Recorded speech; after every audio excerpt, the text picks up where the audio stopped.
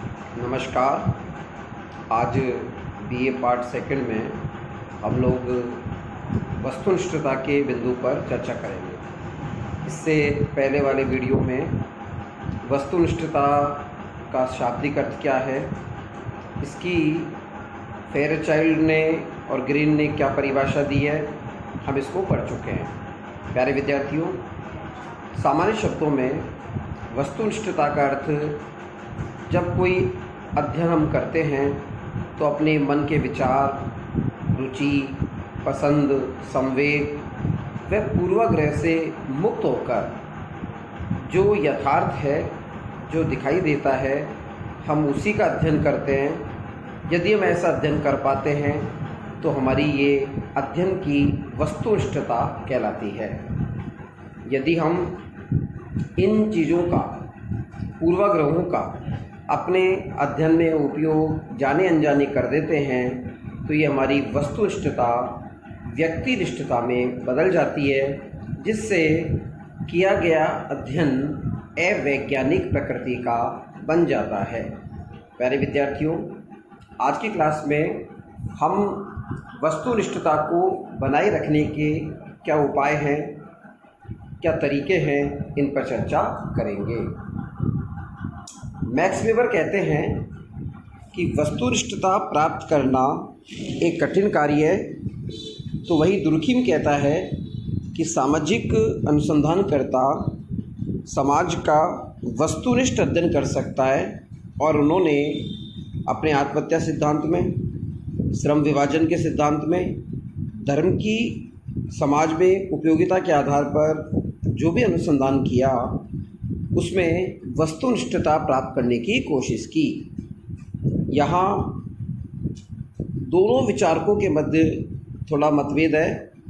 Max weber ने तो स्पष्ट कहा कि वस्तुनिष्ठता प्राप्त करना कठिन कार्य है, क्योंकि हमारे सामने सबसे बड़ी समस्या यह होती है कि हम जो अध्ययन कर रहे हैं उस अध्ययन की इकाइयों के साथ जाने अनजाने या पूरी योजना के अनुसार अपना मानसिक जुड़ाव कर लेते हैं। और जब किसी के साथ हमारा मानसिक जुड़ाव हो जाता है तो हम उसका अहित नहीं देख सकते, उसके हित के बारे में ही बातें करने लगते हैं। और यही चीज़ हमें अवैज्ञानिक बनाती है, हमें वस्तुनिष्ठता से कोसों दूर ले जाती है और अध्ययन दोषपूर्ण बन जाता है।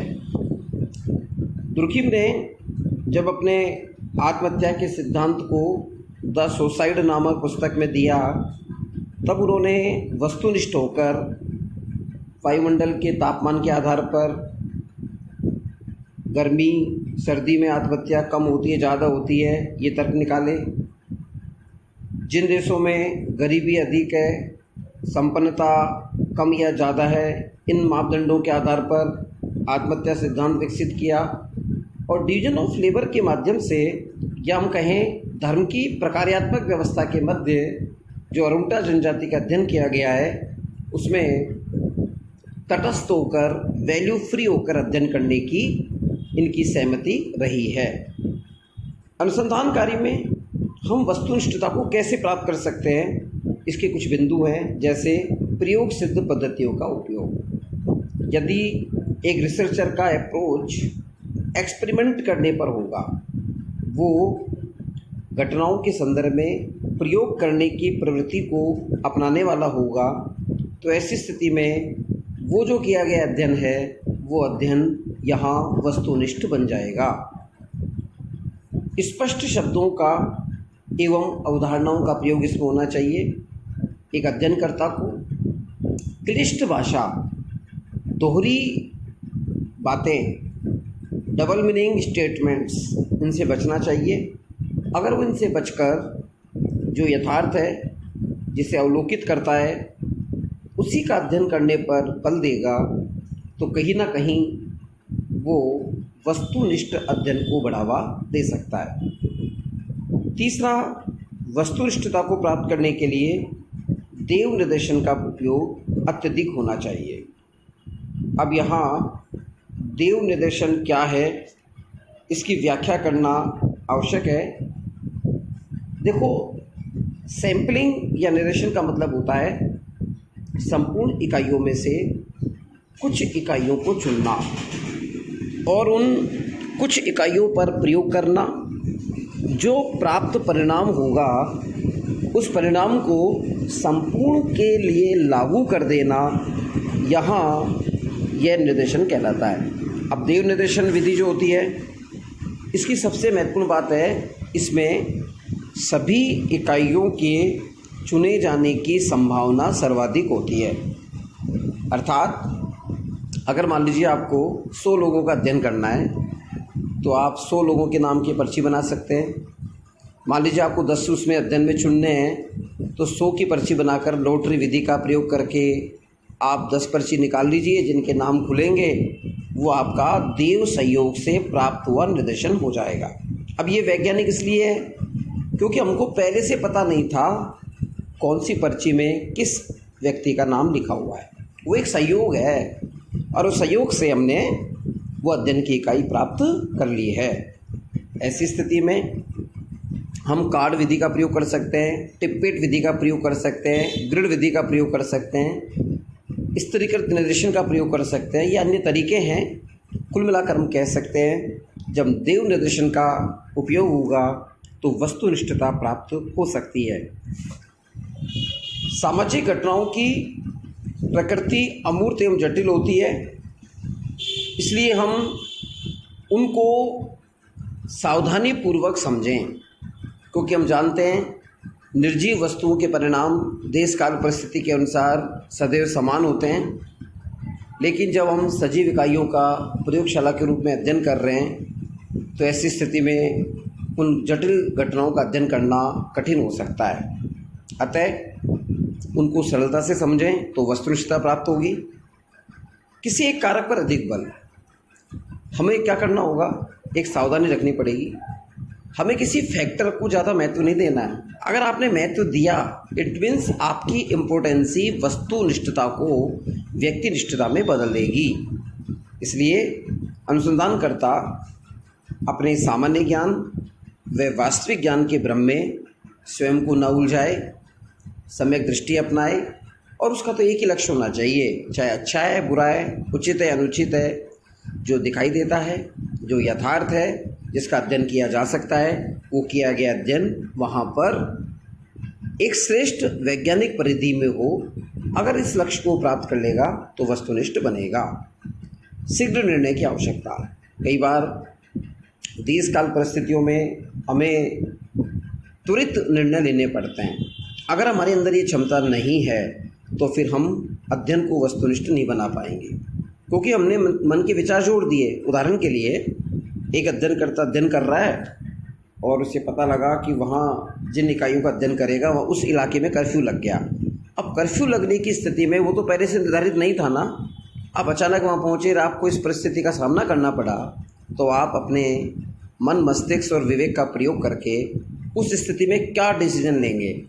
हो सकता है आप वहाँ से वापस लौट आएँ, हो सकता है कि वहाँ कर्फ्यू के अंदर ही जिस घर में जिस स्थान पर रुके हैं वहाँ लोगों का अध्ययन करके कुछ तथ्य संकलन करें, या कोई नई ऐसी पद्धति दूरभाष के माध्यम से, लाइव रिकॉर्डिंग के माध्यम से कुछ ऐसा तथ्य संकलन करें कि आपका उद्देश्य पूरा हो जाए। तो आपका डिसीजन मेकिंग भी होना चाहिए। इस प्रकार हम कह सकते हैं अगर ये सावधानी रखी जाए तो हम वस्तुनिष्ठता को प्राप्त कर लेंगे। अब प्रश्न उठता है, हम चाहते तो हैं वस्तुनिष्ठता प्राप्त करना, लेकिन ये हमें प्राप्त क्यों नहीं होती है? ऐसी क्या समस्याएं हैं जो अध्ययन को वस्तुनिष्ठ बनाने से रोकती है? इसके संदर्भ में ये कहा गया है कि निष्पक्षता व प्रमाण से प्राप्त निष्कर्ष जब हमें मिलते हैं तो वो निष्कर्ष वस्तुनिष्ठ होते हैं। परंतु प्रश्न ये उठता है कि समाजशास्त्र अमूर्त या जटिल घटनाओं का, समस्याओं का जो अध्ययन करता है, सामाजिक घटनाओं की प्रकृति के कारण उस सामाजिक विज्ञानों में वस्तुनिष्ठता रखवाना बहुत कठिन कार्य है। इसलिए अनेक प्रकार की समस्याएं आती है। तो इनसे बचने के लिए हमें क्या करना होगा? समस्या के चयन में मूल्यों द्वारा प्रभावित होना। हमें किसी भी प्रकार के वैल्यू सिस्टम से इफेक्टिव नहीं होना है। हम होता क्या है, हमारी जाति का व्यक्ति मिल गया, उसके प्रति भावनाएं प्रकट करने लगे।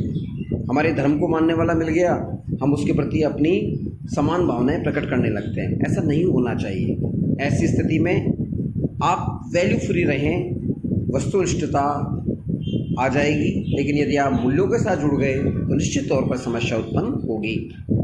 अध्ययन में तटस्थता का अभाव।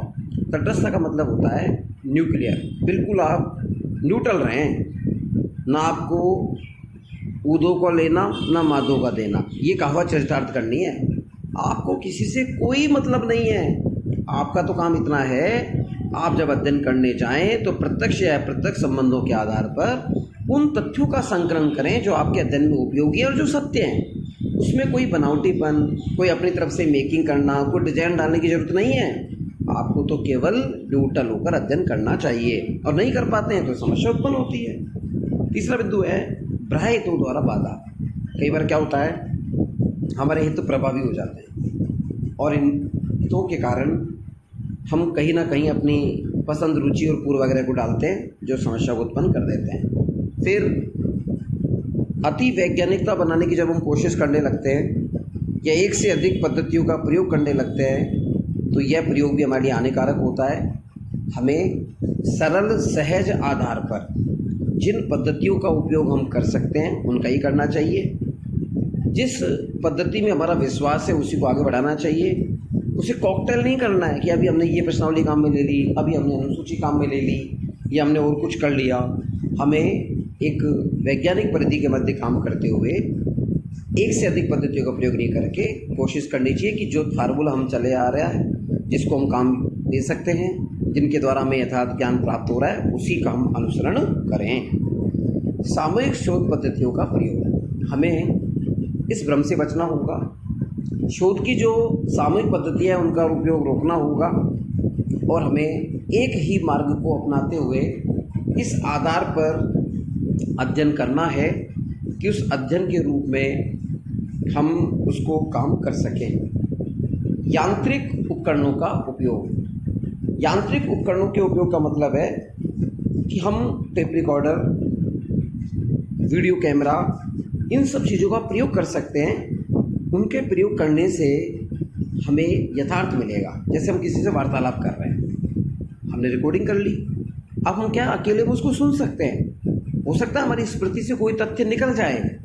उस रिकॉर्डिंग को सुनकर हम सत्य के करीब पहुंच सकते हैं कि फला व्यक्ति ने किसी संदर्भ में अपने क्या विचार रखे थे। अतः उपरोक्त विवेचना के आधार पर हम कह सकते हैं कि मानव ने अपने स्वभाव के कारण अनेक प्रकार की वस्तुनिष्ठ विवेचना में दोष उत्पन्न कर लेते हैं और सामान्यतः हो भी जाते हैं। अतः सामान्य दोषों के अतिरिक्त वस्तुनिष्ठ अध्ययन में अधिक दोष नहीं पाए जाने चाहिए। अनुसंधानकर्ता अपने विषय के प्रति सचेत रहे, तटस्थ रहे, तो समाजशास्त्र को निष्पक्ष अध्ययन के माध्यम से विज्ञान बनाया जा सकता है, जो वर्तमान के साथ साथ भविष्य के लिए भी उपयोगी हो सकता है। इस अर्थ में अब हम वस्तुनिष्ठता कैसे प्राप्त करेंगे, उसके कुछ तरीके हैं। तो विद्वानों ने कहा हमें ऐसी पद्धतियों के चयन पर बल देना चाहिए जो प्रयोग सिद्धता पर आधारित है, जो एक्सपेरिमेंट करती है, क्योंकि प्रयोग करने से हमें पता रहता है कि पहले तथ्य क्या था और बाद में क्या हो गया। दूसरा साधन है स्टैटिक्स या सांख्यिकी पद्धति का हम उपयोग करें। जब हम स्टैटिक्स का यूज़ करेंगे तो आंकड़े हम चेंज नहीं कर सकते, उसमें सांख्यिकी मापन के माध्यम से समांतर माध्य, माध्यिका, बहुलक, सहसंबंध का स्क्वायर टेस्ट निकालकर हम गणनाओं के माध्यम से तुलनात्मक जो सूचनाएं होती है उनको संख्यात्मक आधार पर बेहतर तरीके से प्राप्त कर सकते हैं। तीसरा तरीका बताया पारिभाषिक शब्दों एवं धारणाओं का प्रमाणीकरण। इसका अर्थ है कि जिन शब्दावलियों का हम प्रयोग करें वो प्रामाणिक हो, विश्वसनीय हो, उनके प्रति जन समुदाय का विश्वास हो। ऐसा नहीं कि आप कपोल कल्पित कोई बात कह दें कि मुझे ऐसा लगता है। भाई आपके लगने से नहीं होगा, कोई तथ्य अन्य 50 लोगों को भी लगना चाहिए, प्रमाणीकृत होना चाहिए। नेक्स्ट है यांत्रिक साधनों का उपयोग, आप वीडियो कैमरा, टेप रिकॉर्डर, आजकल तो ऐसे ऐसे स्काइप पेन आ गए हैं कि आप किसी से साक्षात्कार करते हैं तो उसकी पूरी रिकॉर्डिंग हो जाती है। इसमें क्या अपने पास प्रमाण रहता है, सारी विधियों का प्रयोग कर सकते हैं तो वस्तुनिष्ठता अपने आप प्राप्त हो जाएगी। देव निर्देशन का प्रयोग, लॉटरी विधि, कार्ड विधि का जो हमने उल्लेख किया था, उनका प्रयोग हमें सतत रूप से करना चाहिए। इससे क्या होगा कि सैम्पलिंग में दोष नहीं आएगा कि आपने अपने मन से आंकड़े जोड़ दिए। नेक्स्ट है प्रश्नावली अनुसूची का प्रयोग। हम